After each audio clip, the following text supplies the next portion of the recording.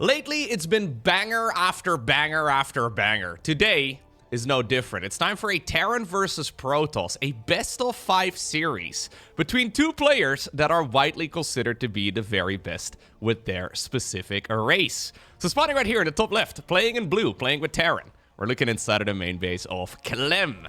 His opponent in this best-of-5 series, playing in red, we have none other than Classic.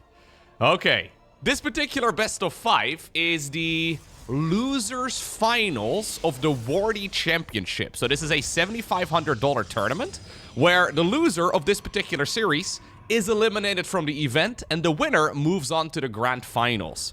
Now, it used a double elimination format, meaning that, well, both of these players apparently have already lost once in this particular event.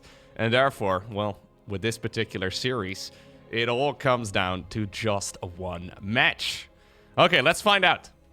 You don't want to bring any silly strategies. You can already see that Classic is just a little bit worried. Scouting with a probe rather diligently, even though Clem is not really much of a cheesy player. He's still making sure that there's no barracks going up on his side of the map. It's something that Clem does mix in every once in a while. And obviously, well, Classic, he does play on the Korean server. And let's just say that the Korean server is pretty darn cheesy. Especially if you go up against the Marus of this world. Maru will not be afraid to build a bunch of barracks on your side of the map and immediately make you pay at minute number 3, even if he is considered to be one of the very best long game players in all of StarCraft 2. Now, I have to see exactly what sort of playstyle Classic decides to go for, because in Terran versus Protoss, or I guess from his perspective, Protoss versus Terran, he does have a very wide range of options. I've seen him play the gateway style, right? Where he just basically goes mass gateway, essentially just Stalkers and Zealots. Maybe some Robo as well in the mix, but he's a big fan of that particular approach. He also likes to go for the very fast High Templar. He likes to open up with Blink Stalkers. We've seen him even go for like Charge first as well.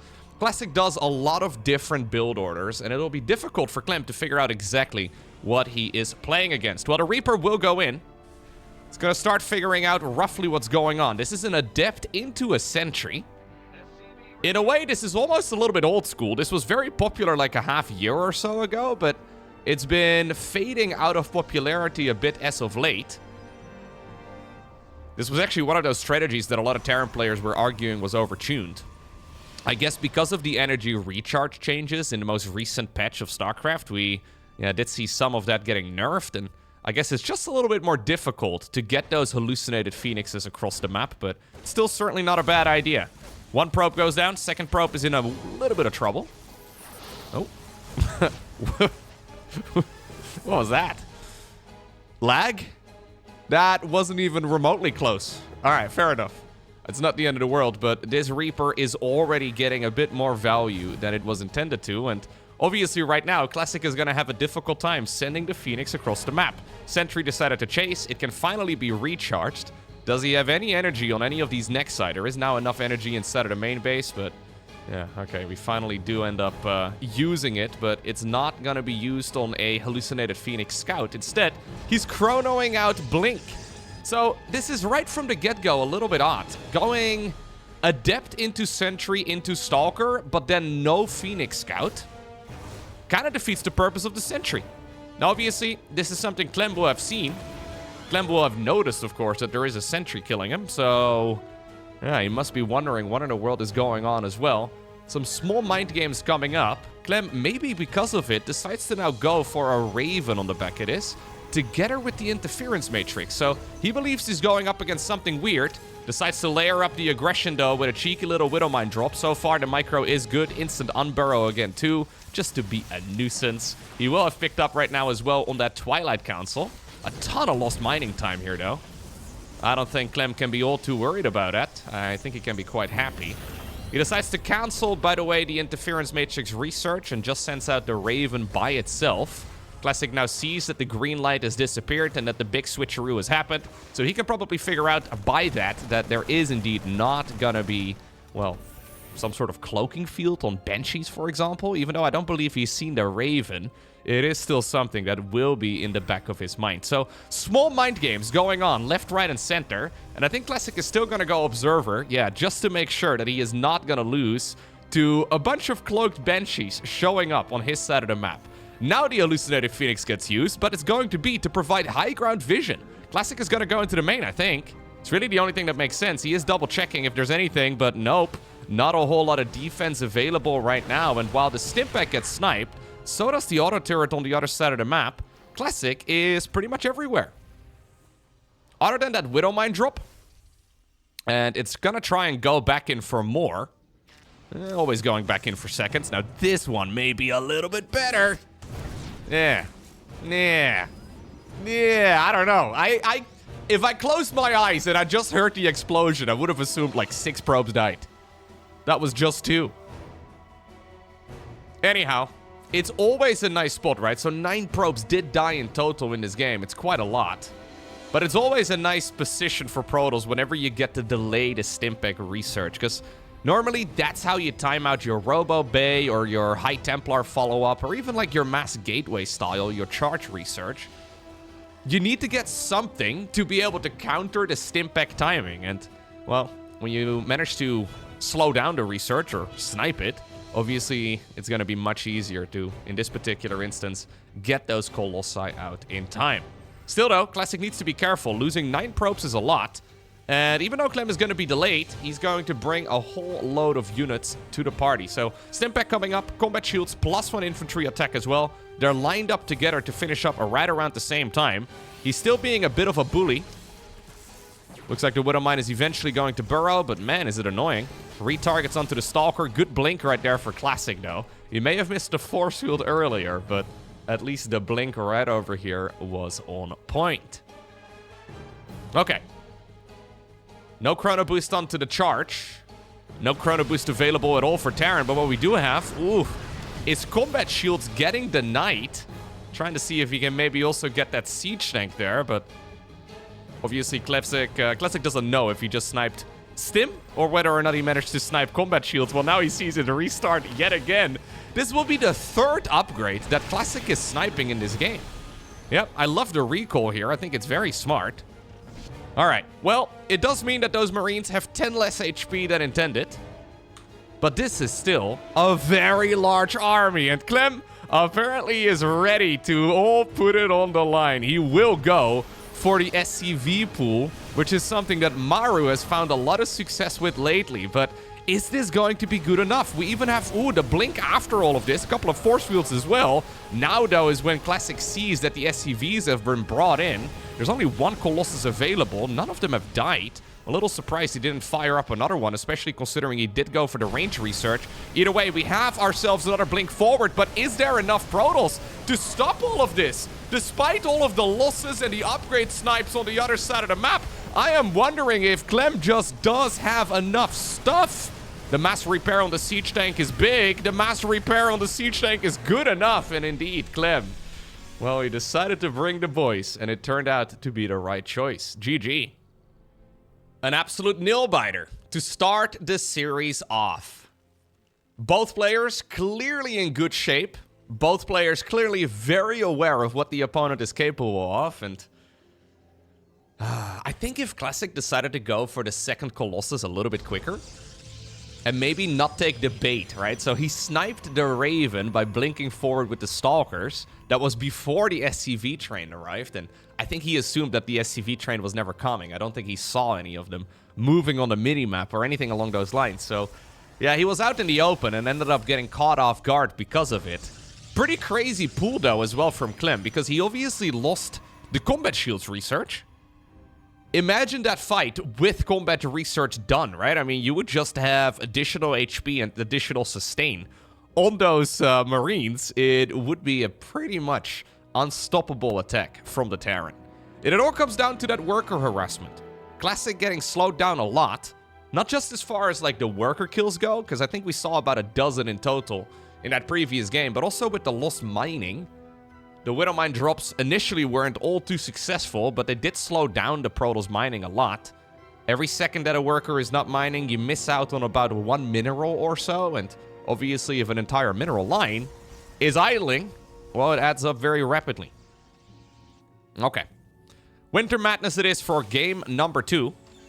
Probe Scout yet again going across the map here. Classic not really willing to take any risks. Command Center does start up. Second SCV gets pulled.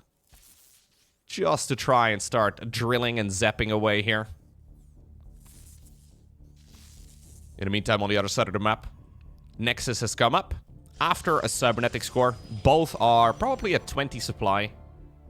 If you want to be a little bit greedier as a Protoss player, you can go for a 20 supply Nexus first and then follow it up with the Cybercore.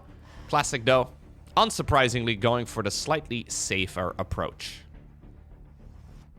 I don't know, by the way, if I really liked the Sentry that much in the previous game. I mean, I guess the idea ultimately, right, was to go for the Sentry and then just let it naturally accumulate a bunch of energy to get the vision up onto the high ground. But investing into a Sentry early on, it is pretty expensive. It's 100 gas, and the unit doesn't really do that much. I mean, it's not great when it comes to, for example, defending against Reapers. I mean, maybe if you hit the force field perfectly, you might be able to trap it, but I wonder if we're going to be seeing an early Sentry yet again. It's going to be a Stalker for now into an Adept.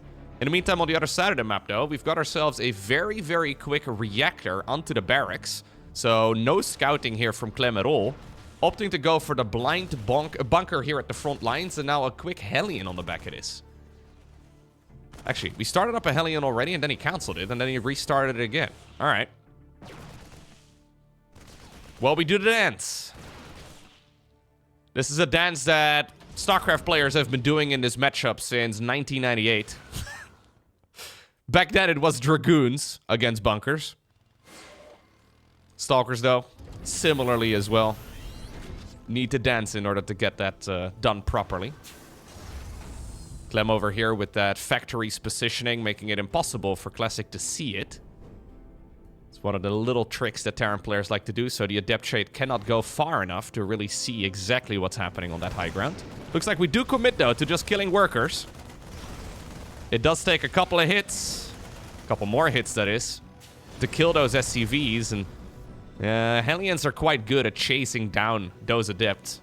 So Classic decides to just overcommit with it and hope for the best. Do we wait for one more Marine? Apparently we do. Sorry, Jimmy.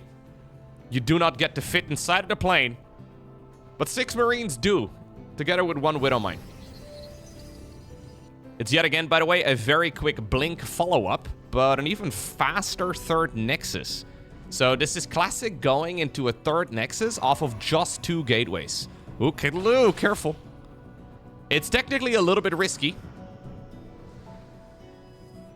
He does see the medevac, that's big. Moves back around here. In the meantime, we do have the Hellion trying to be a distraction here as well, but this time around, everything that Clem is trying to do seems to be pushed away a whole lot better. Not really able to achieve as much as he did in the previous game with very similar amounts of units. NG Bay right now on the back of this. Cloaking Field coming up as well. This time it's for real. He tried to fake that out in the previous game. It gets scouted though by Classic, which is lovely for him. You will see the stimp pack. He will see the double tech lab here. And he knows that this is very likely going to be a real cloak this time around, and then a switcheroo so he can start researching combat shields as well.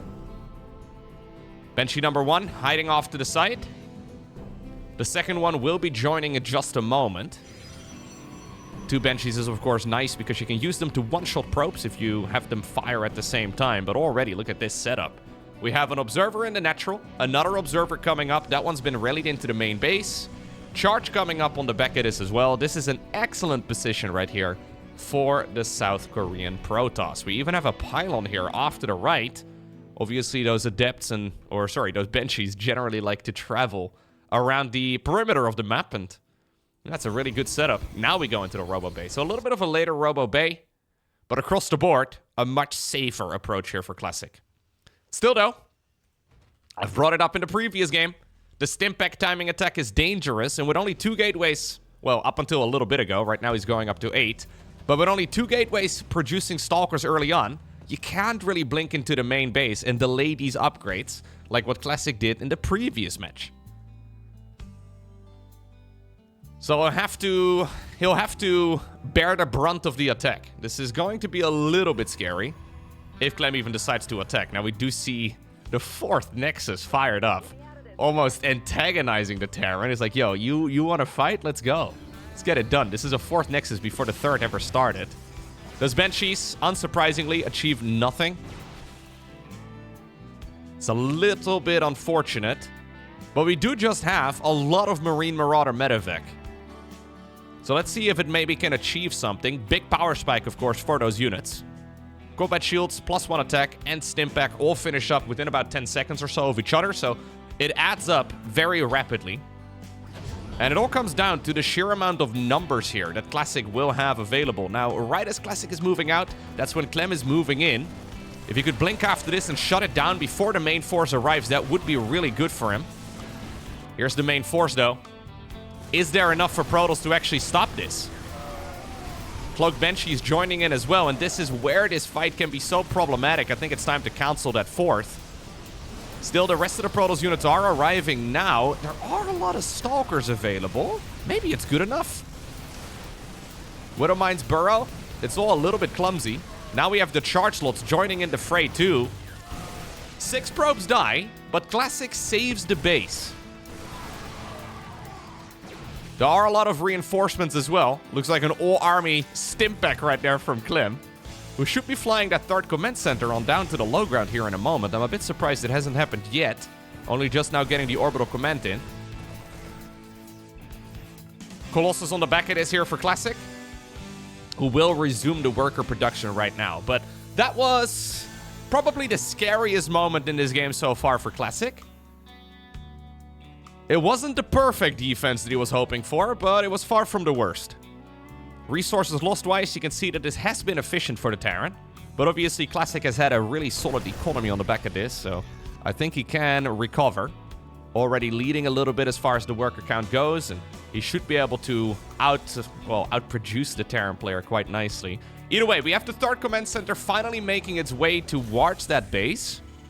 Triple mule production is really strong, of course.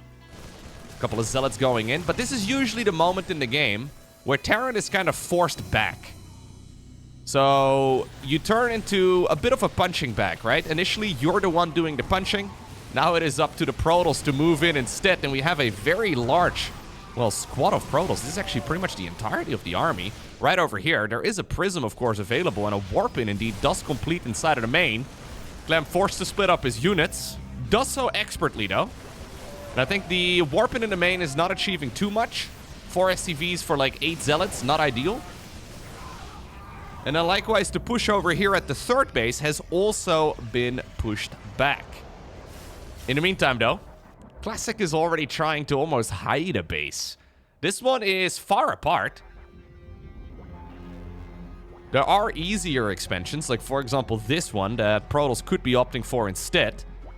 But this one kind of feels off the beaten path, right? Like, what are the odds that Clem is actually going to fly on over here? He is bypassing this altogether as he sends out a medevac here together with a Liberator. Okay. Easy kill. Wow, he double expense. No way, Classic. Classic takes the other base right next to it, too. That's normally like the 5th of the Terran. Cheeky, cheeky. He needs to be careful, though, that he doesn't get carried away here. Stargate starts up. Classic probably just wants to get like a Phoenix out or a Void Ray to try and deal with the Liberator and the medevac. Not sure why there's a medevac here, by the way. It's an empty medevac. Maybe he's just trying to sell the story. Probes, though, decide to just go mining in the upper right corner. If Clem were to send one medevac full of Marines in this direction, it would be the easiest series win of his life. Problem for him is that he does not know. This would basically be game ending. Yeah, I guess the idea... The medevac feels a little weird, right? But one thing that they've done with the most recent patch is they've reduced the vision of the Liberator circle. So I think the idea behind this medevac is that it provides vision for the Liberator to shoot at its maximum range. It's really the only thing that makes sense here. I haven't seen Terran players do this much, but I guess this is to make sure that this base is gonna get denied over and over and over again. Double Prism coming up right now as well for Classic. Classic may be doing something really nice here, though. The hidden bases, look, this is when Clem scans the bottom base. The hidden bases in the upper right are really going to slow down Terran a lot. Because why in the world would Clem assume that this is not just the 5th of Protoss? When in reality, this is the 7th. It's a lot of expansions here. Alright, anyways, there is a Phoenix out, and the Phoenix does get rid of at least the Liberator. Looks like the Medevac was allowed to escape. We have ourselves a fleet beacon right now as well, and a 3rd robo facility. Probably just for the mothership? I don't think Classic is too upset about having to produce that Stargate now. Getting the Phoenix out and also using it as a stepping stone right now to get Mama going. Zealot Warpins in the main base though. Classic at this point maxed out. He's sitting on 12 gateways. There's the roly-poly as well, and he gets a good detonation. Loads of units are dying. The Zealot Warpins are being halted though, as Clem has once more split off his units in the right direction, but yeah, Clem now, and this is the big problem for Terran, he assumes that this is 5 base Protoss, when in reality, there's 91 probes mining all over the map. And Clem has no idea. He believes that he can turtle up and chill. You know what? Scratch the mothership. We're adding on 2 additional Stargates. So I believe this is going to be for a Tempest transition here eventually. For the time being, Classic is maxed. So when he loses some supply, we'll probably have the big switcheroo. Excellent gaming here by both of them. Now that I think about it, I really like the Medevac there together with the Liberator, but I also really like what Classic is doing just across the board in this game. Getting another Nexus going, by the way. When you have 91 workers, I guess you need a lot. 2nd Cyber Core in the main base too. That is just going to be to double up on the air upgrades, which is pretty sick. Mama is coming out in just a moment. She's expensive, but at this point there's only 7 Vikings available to deal with her, and I think, yeah, we need more.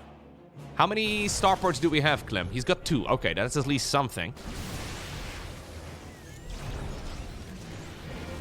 Having only 1 starport would be problematic. I wouldn't mind seeing a 3rd. The problem here is that Clem, he kind of has to prepare for everything, right? Like, what he has seen so far is the gateway man / mass robo type of approach. And that is the usual mix that Protoss players really like. It's common, though, with this type of style for Protoss, as we're actually going into carriers. Interesting. It's common, though, with this type of style for Protoss to just sort of double down on these units only and never transition away. When the opponent goes Mass Liberator, you try to counter it with Mass Stalker, right? And when they don't, you just continue making Robo units instead. This is, however, yeah, gateway style into then a lot of Robo units and then into Mass Skytals. And the only reason why Classic can even think about doing this is because of the sheer amount of economy that he's got. Look at this. We're going into now a Templar Archives on the back of this as well. I would love to see him take some additional gases. Because in order to run this, I don't think he can run it on, like, the amount of gas that he has at the moment. He actually needs to saturate one of those assimilators, too. Okay, he's getting new ones going now. I think it's the right play. Clem, by the way, scans around now. He has seen the base in the upper right. Not the one in the far upper right, but I guess it's good enough. When there's smoke, there's fire, right? It's a pretty safe assumption. He did also scan the base right over here. At the very least, that one's free. Classic is going to continue expanding, though. Okay, this was a critical play for Clem, right? So Clem, I mean, there hasn't been a ton of urgency in his gameplay. I mean, he doesn't really need to move out, but it is also important that he does not let Protoss just mine out the entire map. Because it doesn't matter how many command centers you've got, doesn't matter how big your bank is. If Classic has mined 70% of the map in total, that would be a problem. Mama comes in. Okay, Mama herself was on her way to get the recall into the natural. Instead, she is the one... Wait, what? She's the one getting recalled. Oh no, big blunder here for Classic. So if you select your hotkey for all the Nexi and you click a recall, you will always recall to the closest by Nexus. So Classic must have panicked there, selected his Nexus hotkey group, which had all the Nexi on it, and then recalled to the Nexus that was right next door. A little bit clumsy. Loses the base because of it, and then also the mothership to boot. It is a lot. And now suddenly, well, Clem decides to strike while the iron is hot. He is moving down south with the majority of his force. Classic, of course, has just used the recall, so he cannot actually transport his army across the map. Is this game coming crumbling down right now here for the Protoss player? Everything was exactly according to plan, but I think that this is now an absolute disaster. We do have some storms coming in, but Clem is starting to gobble up as much as he can. Loads of probes end up going down. Another Nexus will pay the price. It looks like we do have a few feedbacks and some nice targeting there by Classic. But Classic certainly got outmaneuvered there over the last couple of minutes. +3 air weapons comes up. And because there is now, once more, a little bit of supply available, Clem is going to remax with way more Vikings. And he needs them. This is going to be double upgraded carriers here in just a moment. New Nexus, by the way, coming up. Base in the top right actually lives. A little bit surprising. I didn't think that that was going to make it. Clem also has a load of command centers of his own, though. And because of the carriers, he decides to take a page out of the Spore Crawler book of the Zerg. He goes for loads of men in missile turrets. Yeah, Terrans are just men with guns, really. There must always be a man in the missile turret. All right, starport number 3 coming up. +3 air weapons is going to be a banger, by the way. Really nice to have. Armory number 2 as well, probably to double up on those Viking upgrades. That's exactly what he does. Okay. Now, I think Classic's economy was good enough, and his bank was big enough to lose all of that stuff. But obviously, that did push him back quite a lot. Tactical nuke, by the way, coming up as well for Clem. You love to see it. Oh, this is a beauty, isn't it?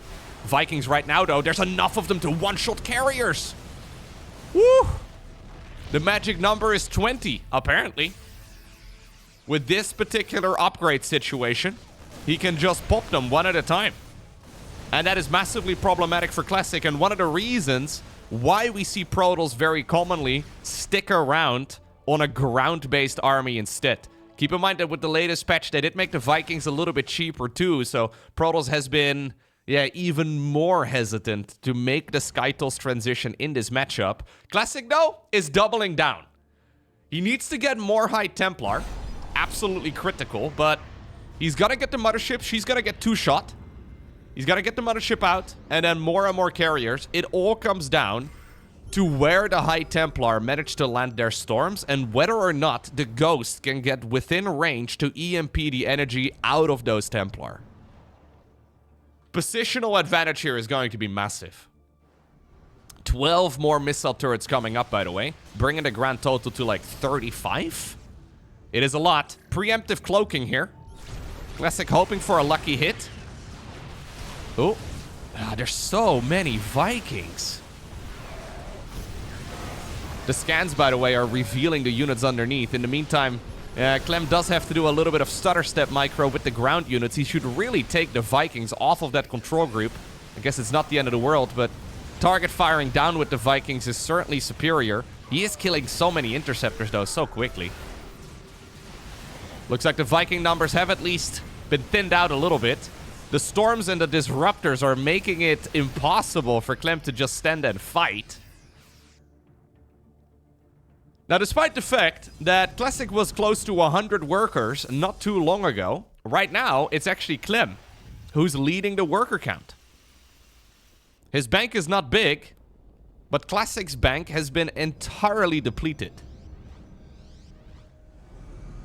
This is one of those games, though, where the Vikings becoming 25 minerals cheaper each is absolutely massive. It was one of those questionable changes. I still am not entirely sure why it got changed. It just randomly got added to the patch notes, and I didn't see any reasoning or any real explanation as to why. But Clem is certainly, well, picking the fruits right now. He's got to be loving it. The High Templar, though, goes in. He was hoping for a big storm on clumped up Vikings. Not going to be the case, but this is still a massive, massive army for Protoss. And in this particular instance, all of the interceptors are deployed as well, which is a big part of the fight. The carriers don't immediately deploy all of the interceptor ships. They need a few seconds. So getting them out preemptively is big. Keep in mind, though, that of course, if Clem decides to overcommit to Vikings, Classic can switch back to a full ground-based army instead, which can be a little bit awkward. Turns out having 30 Vikings against Stalkers is maybe not ideal.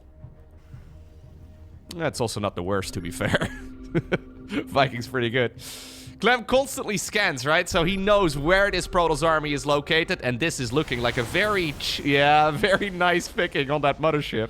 The High Templar turn around. Classic backs up to the safety of some of the static defense. Still, though, big EMP right there on the Templar. That Ghost, I think it paid for that move with its life. Stalkers decide to move forward.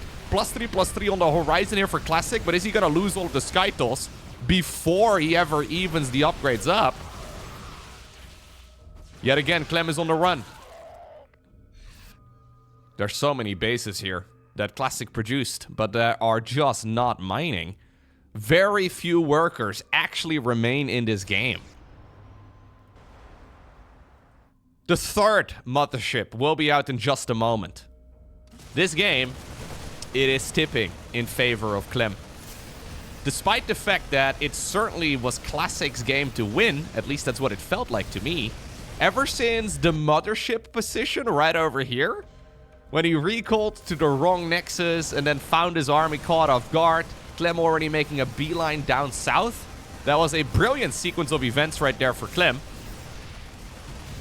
And it really showed him, showed us as well, that you never should count Clem out. He's the previous world champion of StarCraft 2 for a reason, still considered to be the #1 Terran on the planet. At least in my book. Maru fans will disagree. It's close. Anyways, let's see. We have, by the way, gone back to a mostly ground-based army now for Protoss.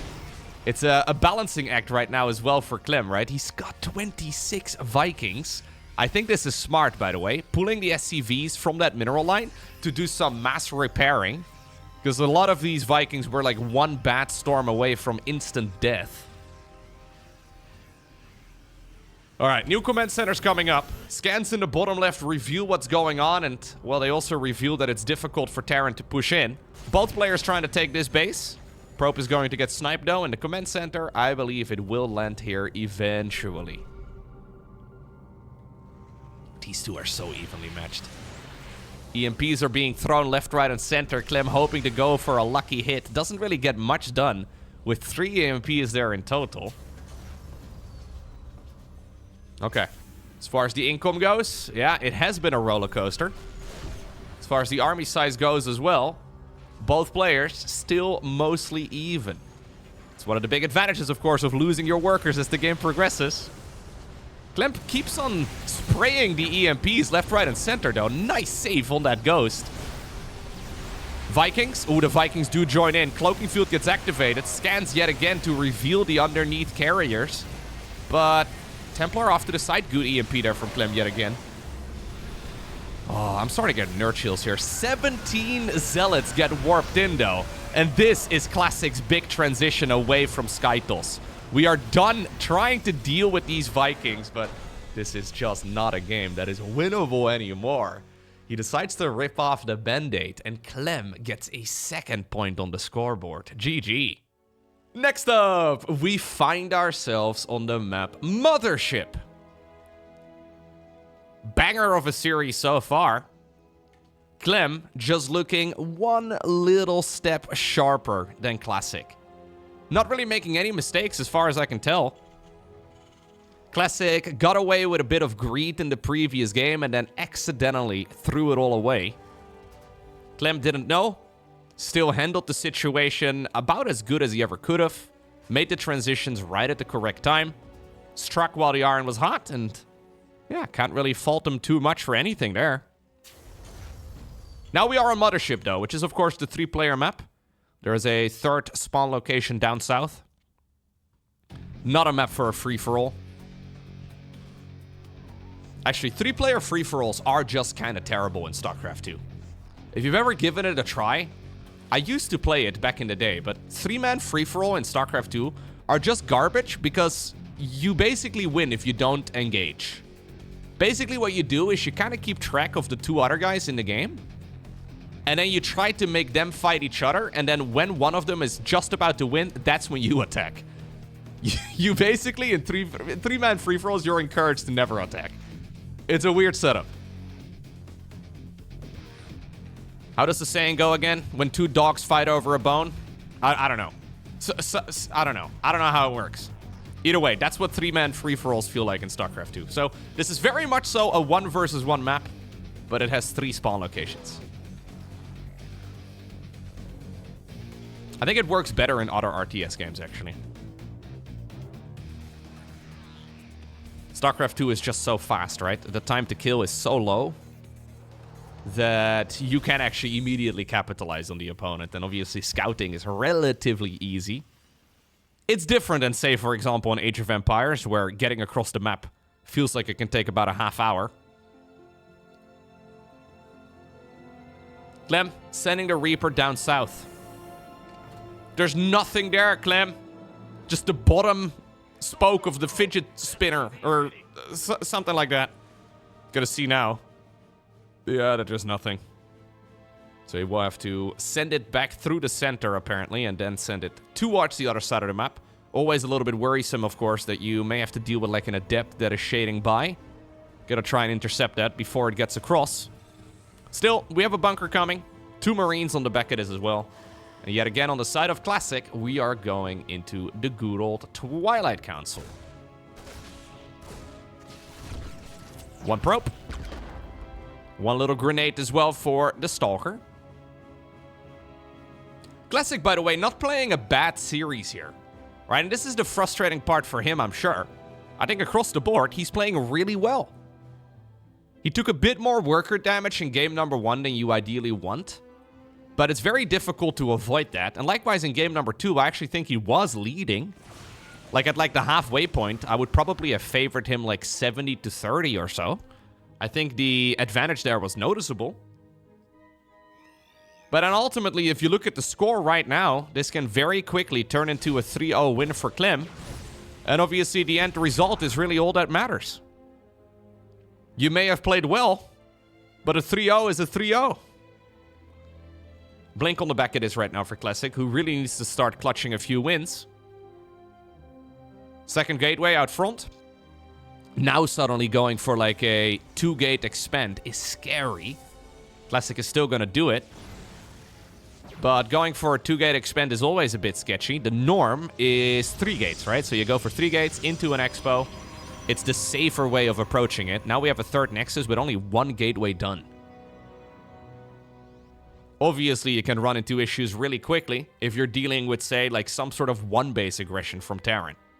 Clem is going to scout it out right now. Sadly, here for him, this is not a 1-base opener. So not really a whole lot he can do, but he might be able to pull the boys. It is always something that will pop up in the back of a Terran player's mind. For now, though, he knows that he's going to be able to be the aggressor if he decides to move around, so...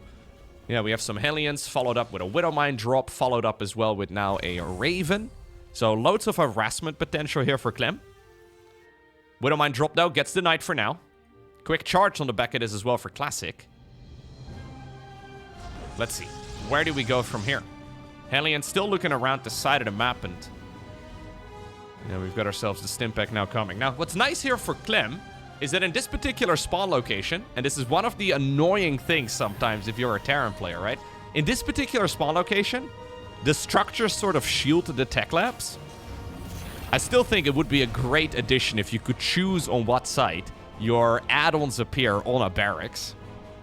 If you compare this, for example, to game number 1, the add-ons were basically always facing in the direction of where the Stalkers were blinking into the base. Just a lot more difficult to defend in this particular instance, and that's a little bit of RNG. There's just no... like, you can't choose your spawn location. It's completely randomized.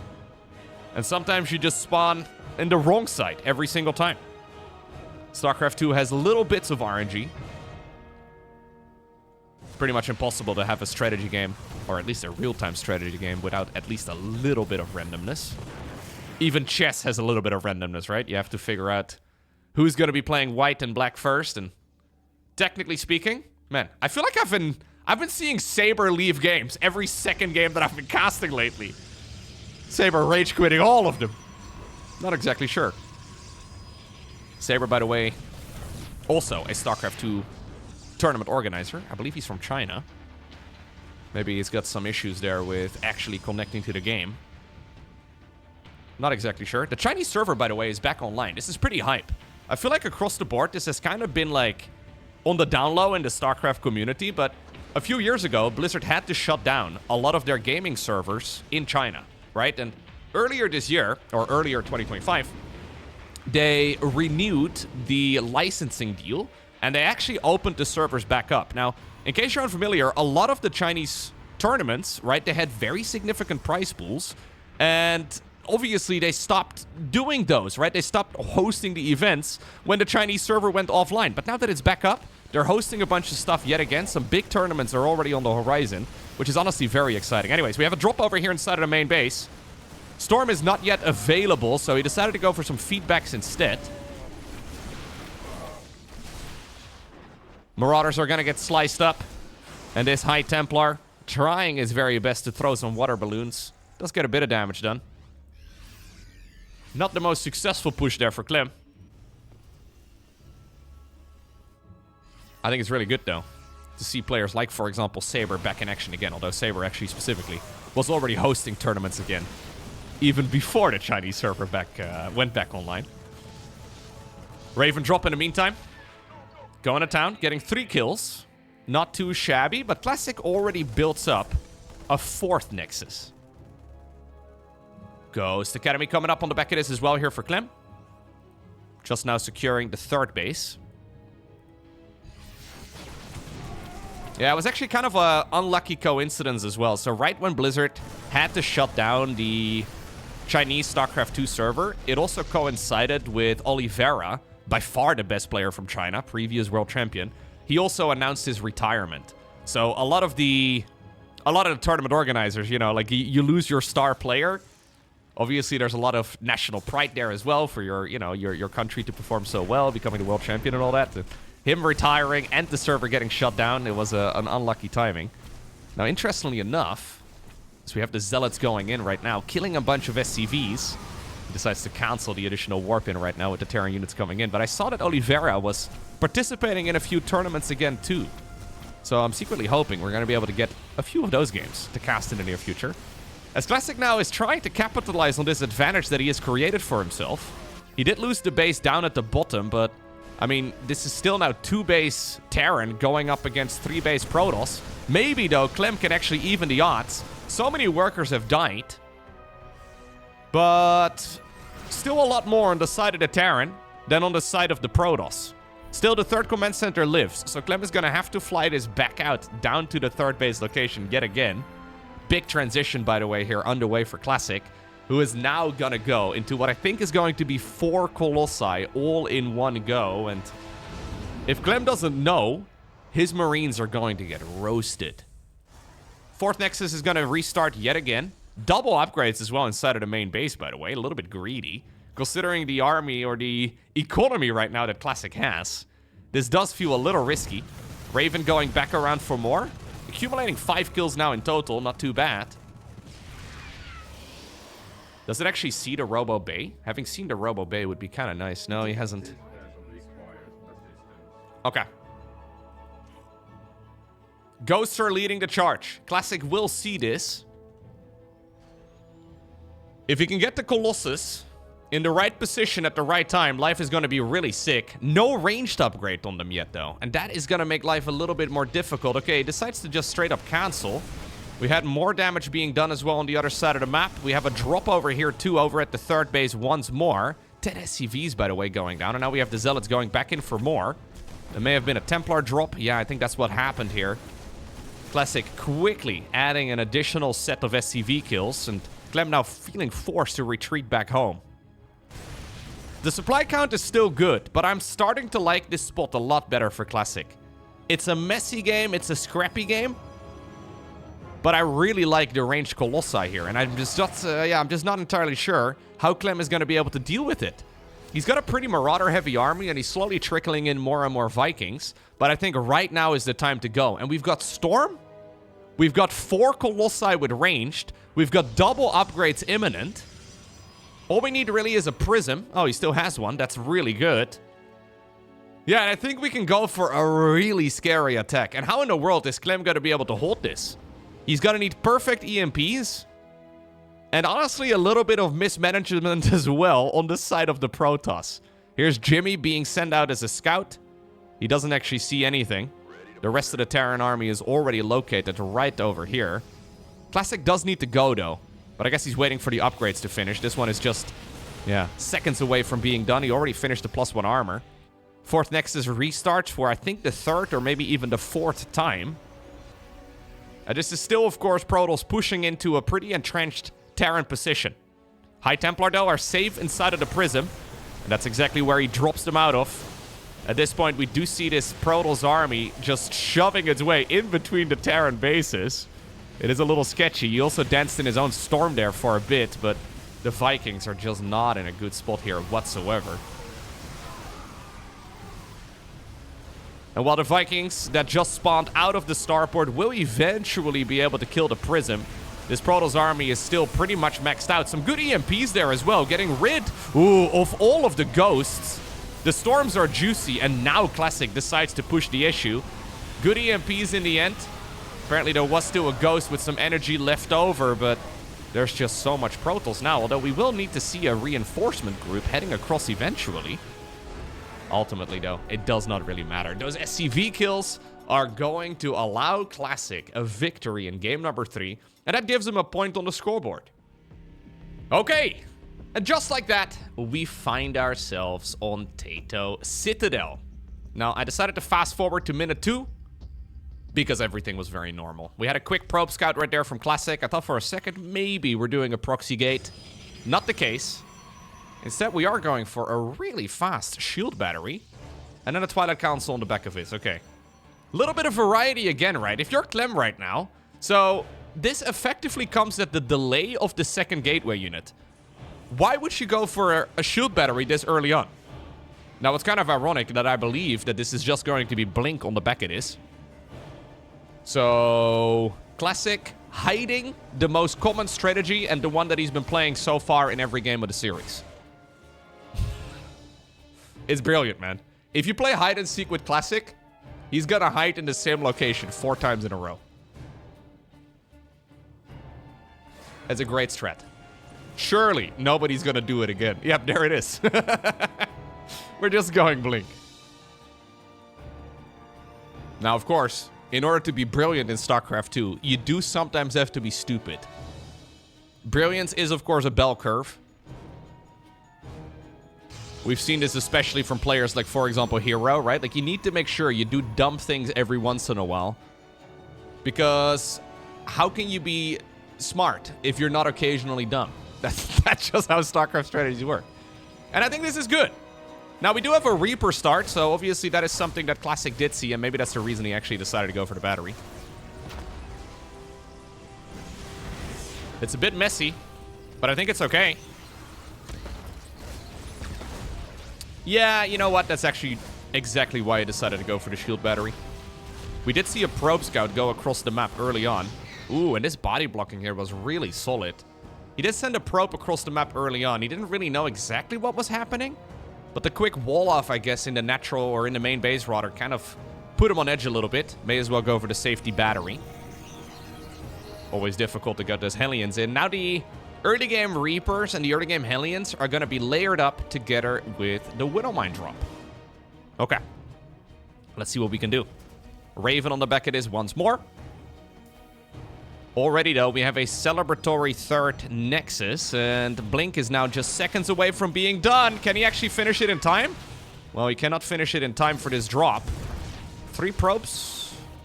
4, 5, 7, 18, 21. Okay, it's 4. I was right. Just say all the numbers. That way, you are always right. Would have been weird, though, if it was indeed 21. Anyways, charge right now on the back of this, together with a Templar Archives. Okay, so I believe in every single game so far in this particular match, Classic has gone for a Robo Bay. Going into a Templar Archives, it does take a while, of course, to get the upgrade done. But apparently Classic has, yeah, at least accepted the fact that it's going to take a bit longer, but it's going to give him the opportunity to get those High Templar out nice and early. Observer Scout, in the meantime, on the other side of the map, hasn't seen much. Now, if Clem immediately moves across the map, as soon as Stimpack is done, he might be able to get there before Storm is. Assuming we're even going to research it. I think he needs to start it up. There we go. Yeah, if you keep chronoing it, it is actually a reasonably quick upgrade. If you don't, it takes minutes. Charge is still nice, though. Any sort of siege tank-based attack, as a Terran player, it always kind of feels like as soon as there's charge done, siege tank-based pushes early on are kind of finicky. Obviously, going into a Storm follow-up as Protoss is also much nicer against, say, for example, an SCV pool. Right? If you can pool the SCVs and storm them down, you can get rid of the Terran's economy real fast that way. So instead, Clem decides to just build up a third command center. Okay.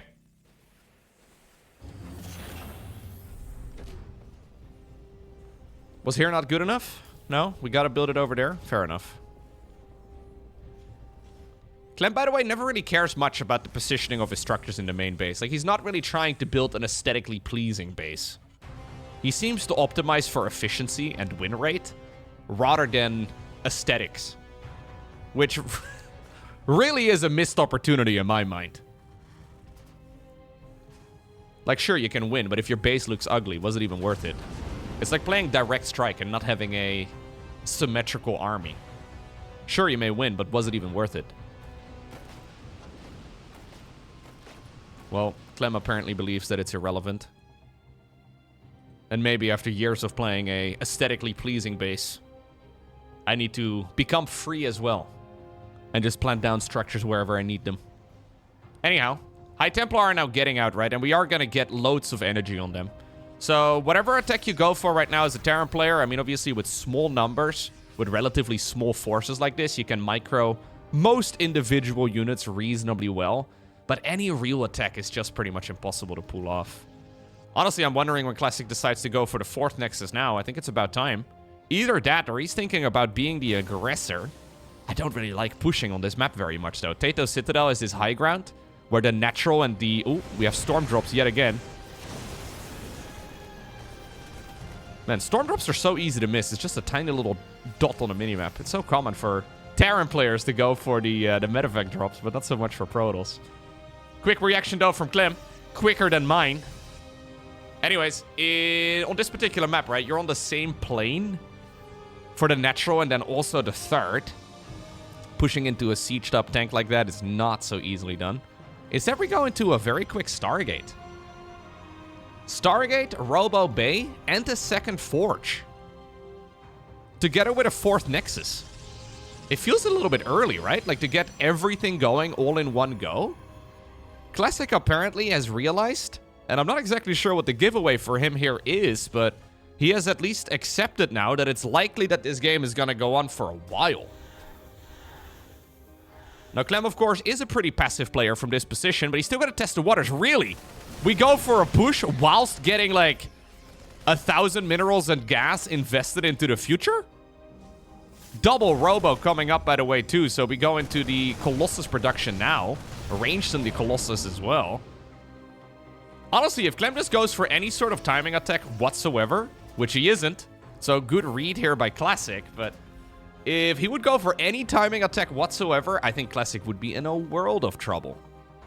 So we're even going for a single Phoenix preemptively to try and shut down that Liberator medevac combination, I guess.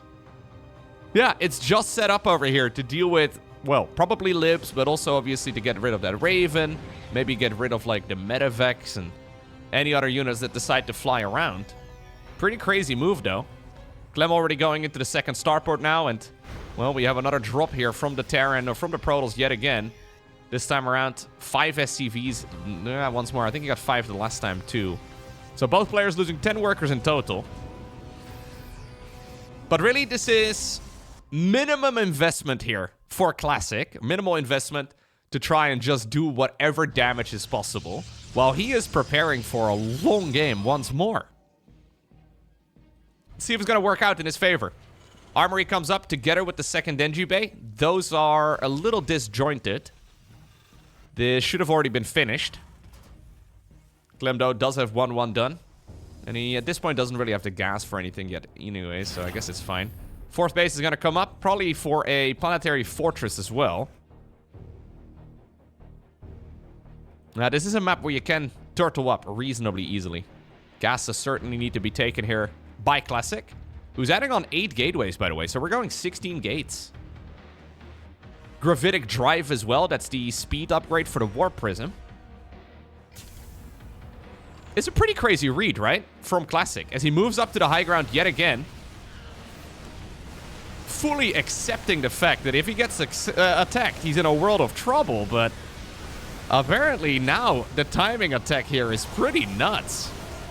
He just walked up towards the high ground, and it's up to the Terran to try and deal with it. It does seem a little finicky, though. There's still so many Marines and Marauders remaining. Vikings here eventually get a kill, too, but SCVs are putting in the work. They're the ones taking the brunt of the damage. We're like 1 storm away from half that mineral line disappearing. He decides to pull the SCVs through the storm. That's a curious play. Classic immediately remaxing. Starts up another Nexus as well in the bottom left. Oh, careful, careful. Oh, careful. Jeez, okay. A little bit of fatigue coming in as well. Clem losing a good chunk of his army there for really no apparent reason at all. Fascinating how Classic looked at the setup of Clem. He went for the storm drop. Maybe he got a glimpse of the 4th command center starting up, and he realized, you know what? Clem is never gonna do anything, so if he doesn't do anything, if he's not planning on being the aggressor like he did in the previous games, right, where he doesn't really push until much, much later, I can just do everything. I'm free to macro up, I'm free to get all of the tech, I'm free to go double upgrades. And it's technically a very risky play, but it's worked out brilliantly here for the Protoss. Yeah, we're just gonna rinse and repeat. Now we have 5 Colossi. Pretty uncommon to go for this many of those bad boys. Storm yet again. I wonder if we're gonna make a transition to Skytools this time around. I doubt it. It didn't really work in one of the previous matches. That's an additional 18 SCVs biting the dust. Classic pulls out yet again. There is a proxy gate as well. That's gonna bring the total up to 17. I guess we'll allow it. Orbital Command itself actually in a world of trouble. So many of the ghosts are dying right now too. Terran forced to back up yet again, but eating storms for breakfast. 20 SCVs. Yeah, and Classic can keep this going all day, every day. While these fights are not necessarily super cost efficient, Clem really needs to get this base up in order to sustain himself. And that means, with him tapping out, that Classic wins map 4 and that we are going to the rubber match. And that means it all comes down to 10,000 feet. Final map in this best of 5. Clem wanted to go for an engineering bay block, and I think he still will. Might not be worth it, though, with 3 probes down on the low ground. A reverse sweep is an actual possibility now, and I gotta say, that previous game was a great example as to why we do series of StarCraft. Right? That was not so much Classic playing the map, that was not so much Classic playing the matchup, but that was very much so Classic playing the man.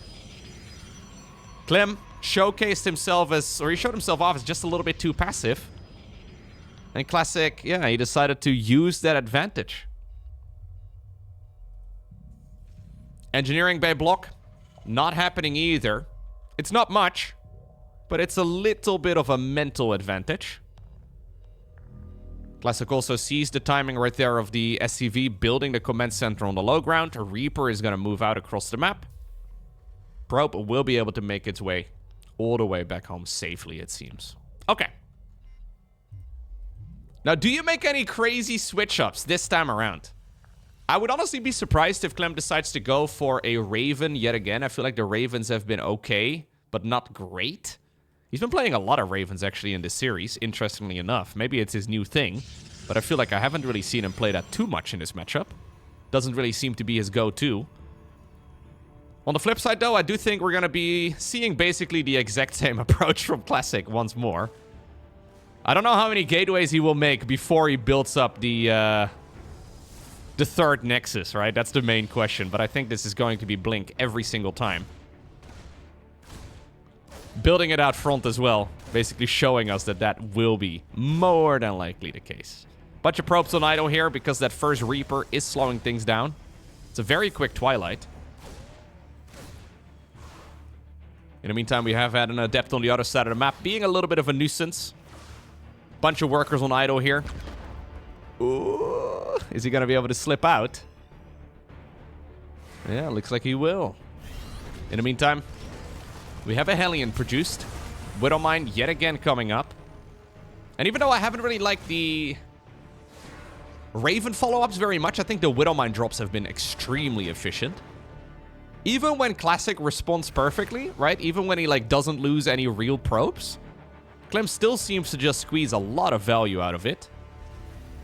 Only a single Widowmine drop does feel a little, yeah, a little suboptimal, though. I feel like one Widowmine is just whatever. It's because of this one Hellion that, of course, got made. Took up a little bit of production time. Third Nexus, by the way, once more, off of just a single gate. There is a second one about to finish, but Classic apparently not too concerned. And you know what? This is what Classic, I think, has been doing every single game so far, right? I didn't really pay very special attention to it in the first game, but I was probably yapping about something unrelated. Safe assumption to make. Seems to be what I do most of the time, but we do indeed have a very greedy play here from Classic. Just really one gate and then into 3 bases immediately. It is once again the 6 Marines inside of the Widowmine, or inside of the medevac together with the Widowmine. Apparently the Widowmine takes 2 seats inside of the plane. It's a big mine. Or maybe the Marines are really small. Who knows? Cloaking field indeed here for Clem. So skipping out on the Raven, going into Banshees.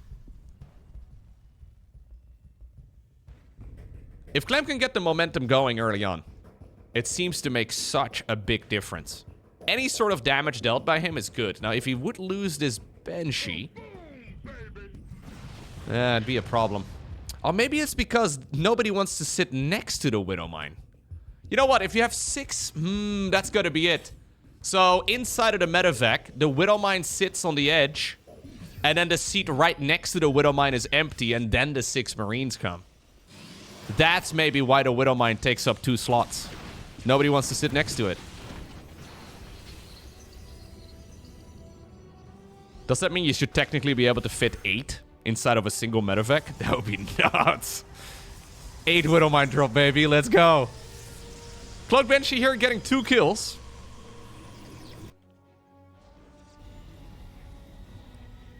But that's really nothing to write home about. 4 workers killed so far, but considering the greed of Classic, I don't mind this whatsoever. Stimpack, combat shields, +1 infantry attacks. All of this is coming up. Third command center is building. We did, by the way, have the Raven on the back of this. So this has been 1 Banshee with Cloak into a Raven, which I don't really love. Maybe Clem has been playing a little too much against the likes of Hero. Hero not afraid to go for Dark Templar, but I hardly think that Dark Templar are like the worst of your issues now. Oh my god, is this orb stretched? What in the world is up with that orb? Ah, I hate it. I never noticed this before. It's an egg orb. An egg orb. Yeah, I don't know. I don't like it. Is there another one too on the other side of the map? We do have the Marine apparently dying here. Yeah. It's also stretched. Not good. 10,000 feet. 10,000 feet. I mean, the map is excellent. I think it's actually one of the best in the new map pool, but it's now a 9 out of 10. Storm is going to be done, though, here in just a moment. And Classic is looking strong. I mean, these pushes are very holdable. When you have Charge and Storm, I don't think that Clem can really do too much. No siege tanks in the mix. Just a bunch of mines. But I mean, what are you gonna do here? Unless Protoss comes charging in, but I mean, you're the one attacking. There's zero reason here why Classic would meet this army in the middle. Maybe you can do a bit of an elevator push into the main. That's where we're already waiting with a bunch of Stalkers and an Observer. Instead, though, Clem is really just using this as an opportunity to get the third base up and running safely. This is to make sure that there's no cheeky Widowmine drop or cheeky High Templar drops or maybe a Prism getting a little adventurous. Now, there is a Prism out. Hiding off to the right side or the left side. My god. Left, right. Middle. Who knows?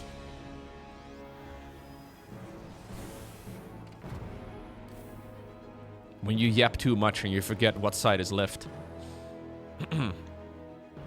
My grandma always, or my grandpa rather, always told me that your left hand is the one where your thumb is on the right. Shout out to grandpa. Very easy way to remember. Nexus in the bottom left does get sniped though. And this now does make it 3 base versus 3 base. Slowing down the Protoss eco here is massive for Clem. Both players playing it pretty conservatively, though, across the board. Not really taking any real chances.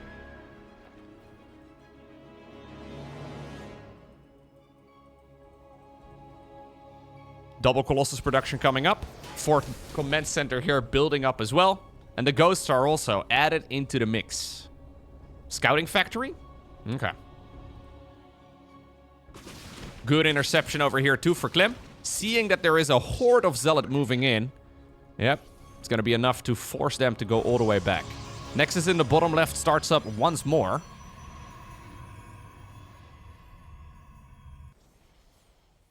Second starport inside of the main. Okay. Now, all of this is leading to what will likely be a gigantic clash. Both players are reaching a maxed out state right around the same time. Neither of them seems to be too committed, though, to wanting to go to, to the opponent's side of the map. But it is pretty much inevitable that these armies are going to meet.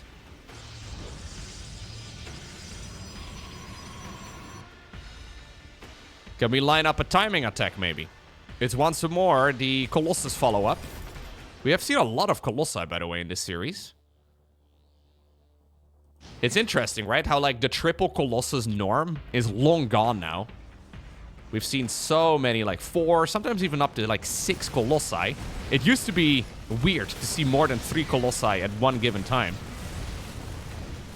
But it's these tech transitions that have really been working well for Protoss. Just building up one big army, not so successful anymore in the modern era.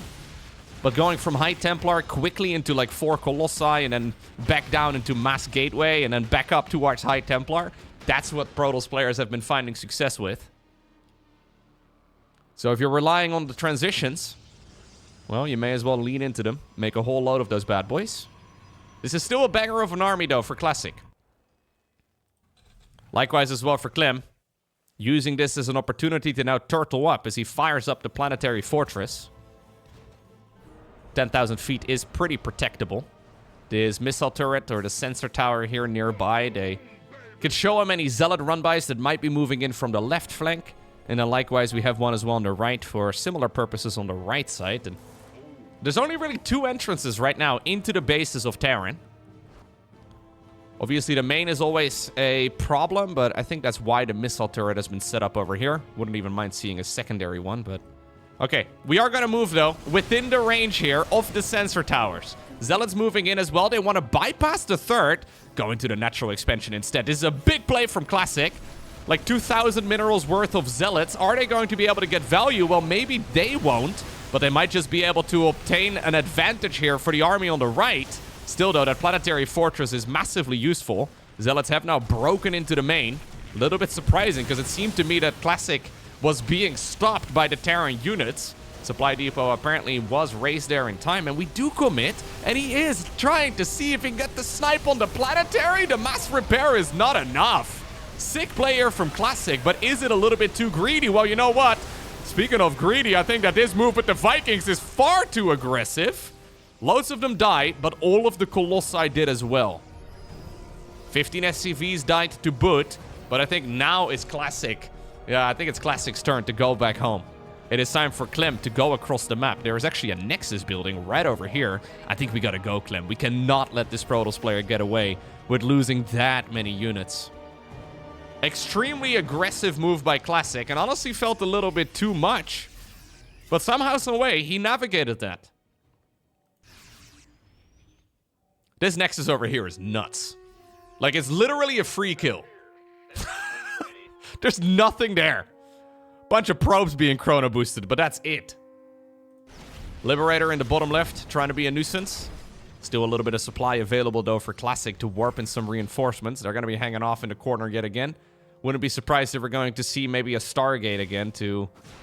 Oh, well, maybe this one's fine, but to eventually get rid of some of those units. Man, this is unfortunate for Clem. So Clem has vision over here. He sees that this base is not taken, and this would be 100% of the time, well, apparently 99% of the time, the logical next expansion for Protoss to take. So he didn't even bother checking the 3 o'clock. These random expansions that Classic has been going for in this series have been working out so well for him. This was the easiest base for Clem to kill. He was right next to it, but he couldn't see. Jimmy. Jimmy is like a horse. He's got, like, you know, the blinders on the side of his face. Jimmy! Jimmy, use your freaking eyes! You know, you'd imagine, actually, that you can kind of see in a cone. Somehow Jimmy can see behind him, but not any more than, like, 10 meters in front of him. A little strange. Anyways, ooh, we have more storm drops. Remember the Widow Mines over here? They're gone. Quick reaction, though, from Clem. 9 o'clock position also coming up together now with that base. So Classic is taking everything. Okay. What we do have on the back of this, though, is a fusion core for Clem. So Clem is starting up the transition towards a proper maxed out army. The problem with this is that it's slowing Clem down a ton. So yeah, he will have a proper death bowl. But I'm a little bit afraid that by the time he has the death bowl up and running, Classic is gonna have thousands of resources in the bank. So yeah, maybe the first fight will go in favor of Terran. But I think Classic is going to be able to pretty much immediately remax. Classic is being aggressive as well, though, while being so incredibly greedy. He wants to sacrifice some of his army so he can remax yet again, hoping for some good storms. Some nice snipes here, though, by Clem, who does walk out of those size storms and doesn't really take a lot of damage from anything. Only 75 workers this time around. Different than what we saw earlier on in the series. He actually has too many mineral fields available to him. He actually literally cannot mine them efficiently at all. Looks like the main base, though, has been completely depleted, and what leftover space was here is now going to be filled up with even more gateways. The strangest jigsaw puzzle I've ever seen. It's okay, Classic. He, by the way, never even got this base going here either, right? What a weird setup for Classic.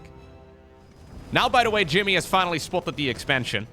Clem is he's gonna have to swing into motion, I think, but does he really have the numbers?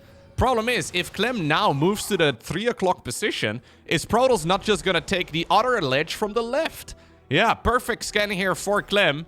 He must have seen a little exclamation mark right there on the sensor tower's vision. Okay, we have a split here, though. This is good. Clem is gonna be able to get rid of that base. Looks like a bunch of High Templar are left over in the main. The missile turret guy has one confirmed kill. That must have been a prism. The High Templar are deciding now to get revenge as they throw water balloons at it. Storm over here? Ay. Where are you guys going? Okay, fair enough. You know what? They're actually getting more damage done than I thought. Ay. He actually got some ghosts killed as well because of it. Classic decides to wedge his army in between this location. This feels awfully risky. Very little reason for him to try and move into the natural expansion of Clem, but likewise now with Clem's army distracted, he is gonna have, Clem, that is a difficult time breaking open this spot once more, and in the meantime, loads of SCVs are dying. The orbital command is taking a beating. The Vikings, though, do kill all of the Colossi. I think the Stalkers are retargeted now onto the command center itself. Zealot reinforcements are showing up, and that is an orbital command down the drain. 20 SCVs die in the middle of all of this. Classic is going to be able to remax so quick. Look at that, 16 Zealots on the production tab yet again. Classic recreating the Legacy of the Void opening cinematic. Proby has made a pylon. And then the rest of the Golden Armada arrived real fast on the back of this. I mean, is this a flood, right? Is this a swarm of Protoss that Clem can stop? Clem is desperately trying to make the transition to Mass Liberator, but at this point, he's got one. There is a new base in the upper right. Planetary Fortress is set up over there. One big problem here for Clem is that a lot of his supply is caught up in those Vikings, and while they are by no means bad, they need repairs, and at this point, they are not really a unit that's too useful, though I think these are, yeah, two Colossi showing up again as they just march straight through the middle of the map. Is Classic gonna be able to complete the reverse sweep? It's very uncommon at this level of StarCraft 2. Okay, what about this flank though? Protoss is indeed getting hit by two sites at the same time, but it looks to me like the army on the left is doing just fine. So many Zealots are breaking through, reinforcing Zealots now also coming up. We just have Zealots here, basically. 35 of those bad boys, fully upgraded and ready to party in the main. It's very intense for Terran to micro against this, whereas for Classic, it mostly is just an A move. He added on a third robo facility as well, so he can now pump out Colossi 3 at a time. The Zealots are starting to overwhelm the main base. And that's, of course, where all of the production of Clem is located. And at this point, Classic is effectively screaming to the Terran player to get out of his match and out of the series. I wonder if it's a little overzealous, though. Or a little overzealots? Sorry. Needs to be careful that he doesn't get carried away, because he just threw away thousands of resources. 75 probes is a lot, but Clem somehow, some way is able to go toe-to-toe with half the worker count. Mules are good, but they're not quite that good. Yep, I think Classic thought that Clem was on the verge of tapping out. He thought he was just about a half minute away, so he decided to commit. But Clem is still in a position that he can play. We have one Marine. One on the right and then one over here too, although Jimmy apparently already died here. This Terran army is still nice though, and if you look at the army size at this point, it was a gross overestimation there from Classic, who's gonna try again. You know what? Rinse and repeat, baby. Why not? Look at how quickly he brought this army back up to something reasonable though. Not that long ago, we had like 70 Zealots. There are still a bunch of those available, but this is a much higher tech army. Yet again, Clem has been shielded out of his own natural, and soon he's going to be shielded out of his own main. Colossi are trying to tiptoe their way up to the high ground, actually have to be within range right here of a bunch of missile turrets. Not usually the natural predator of the Colossus, but does it even matter? Looks like the Prism, though, is gone. Those Vikings putting in the work, now taking down the Colossus too. Classic, once more, overextends massively into the main base of the Terran player. Okay. Look at the resources lost. Yeah. Not the end of the world. Now, what is the end of the world is that Clem is currently unable to make supply. Clem has lost so many command centers, so many supply depots, that he only just now realizes that that is a problem. Normally, when you go up to 200, you don't expect to go down to 115. Clem is going to be slowed down quite a bit, though. Unable to produce anything at the moment. No energy available because he's been dropping mules left, right, and center. Here's another medevac together with a liberator here to provide division. Another group of liberators over here, though, and this will be the first time in a while that Clem decides to strike back. Does he have the numbers available, though? The supply block is really going to hurt him. I think it'll be difficult to overwhelm this army. Yeah, I don't think it's possible. Clem decides to retreat. I think it's the right play. But it does feel like there is no right play anymore for Terran at this point in the match. He decides to leave the medevacs behind, tries to desperately kill the Nexus. Not going to happen. Instead, he loses one of the medevacs and then, well, a whole load of Terran units as well to boot. New Nexus again, once more at the 3 o'clock position. Classic still has more than twice the worker count, and you just can't outmine that with mules. It's not going to happen. I think Clem's best bet is to try and make a death ball. Try to max out one last time. We are 70 supply away from that, though, and Classic is just not letting his foot off the gas. Planetary Fortress in the top right-hand corner is going to disappear in just a matter of seconds. So is the Liberator, and those Liberators really are the key. Clem is gonna try and take down an expansion of his own. Okay, it's an eye for an eye. But Classic has way more eyes. Clem is like he's like a Cyclops at this point, okay? And Classic is like a Cthulhu monster with like 17 bases. It's not good. Orbital Command is going to replace the base that's lost in the top right. Classic, though, remaxes yet again with a gajillion Zealots. Swapping back and forth, right, between a high-tech army and a low-tech army. And it's up to Clem to try and deny it. And I'm a little bit afraid that this swarm of Zealots, 43 of those bad boys, are going to be near impossible for the Terran to overwhelm. EMPs are going to be pivotal. Can he get one in the middle of that clump? Can he shut down the Templar before they cast Storm? Okay. Not quite the case. What about this one Prism and one Templar? Okay, that one didn't achieve too much, but the Terran army did hesitate for just a moment. Clem, though, realizes that this is not going to happen, and he decides to tap out. So, after Clem leads the series 2-0, Classic brings it back. Classic actually wins this 3-2, eliminating Clem out of the tournament and moving on to the grand finals himself. Very impressive. Now, I'll certainly go ahead and cast the grand finals as well. So if you're interested in checking that series out, it'll go up in the future on YouTube. Make sure you subscribe so you get notified.